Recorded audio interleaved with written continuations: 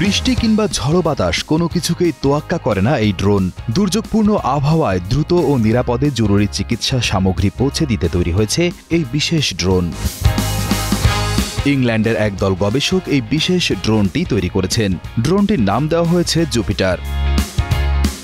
এই ড্রোনটি এমনভাবে তৈরি করা হয়েছে যেন প্রবল বাতাস বা ঝোড়ো আবহাওয়াতেও এটি তার ভার বহনে সক্ষম থাকে। জুপিটার ড্রোনটি মাত্র 25 কেজি ওজনের হলেও এটি 2 কেজি পর্যন্ত চিকিৎসা সামগ্রী নিয়ে উড়ে যেতে পারে। এই পদ্ধতির মূল উদ্দেশ্য হল যত দ্রুত সম্ভব রোগীদের কাছে ঔষধ পৌঁছে দেওয়া।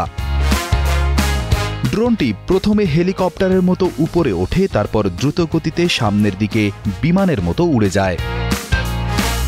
এই গবেষণার আরেকটি গুরুত্বপূর্ণ অংশ হল ঔষধের প্যাকেজিং বা কন্টেইনারের সুরক্ষা নিশ্চিত করা। যুক্তরাজ্য সরকারের নিয়ম অনুযায়ী এই কন্টেইনারগুলোকে 400 ফুট ওপর থেকে শক্ত মেঝেতে ফেলে দিয়ে পরীক্ষা করা হয়। যদি ফেলার পরেও 8 ঘন্টার মধ্যেই কন্টেইনার থেকে ওষুধ সামান্য বাইরে না বেরোয়, তবেই সেটিকে ব্যবহার করার উপযুক্ত মনে করা হয়। বিজ্ঞানীরা বলছেন এই কঠিন পরীক্ষায় পাশ করা খুব জরুরি, কারণ এর মাধ্যমে নিশ্চিত করা যাবে যে ড্রোনটি অত্যন্ত জরুরি এবং বিপজ্জনক ঔষধও নিরাপদে বহন করতে পারবে। সাউথহ্যাম্পটন বিশ্ববিদ্যালয়ের অধ্যাপক টম চেরেট জানান, ড্রোন ওড়ার সময় যে কম্পন তৈরি হয় তাতে ঔষধের গুণগত মান নষ্ট করে কিনা তা নিয়ে গবেষণা হচ্ছে। কারণ প্রতিটি ড্রোনের কম্পনের আলাদা ধরন হয়, তাই ঔষধ যাতে ডেলিভারির পরেও সম্পূর্ণ কার্যকর থাকে তা নিশ্চিত করতে বিজ্ঞানীরা গবেষণা করছেন।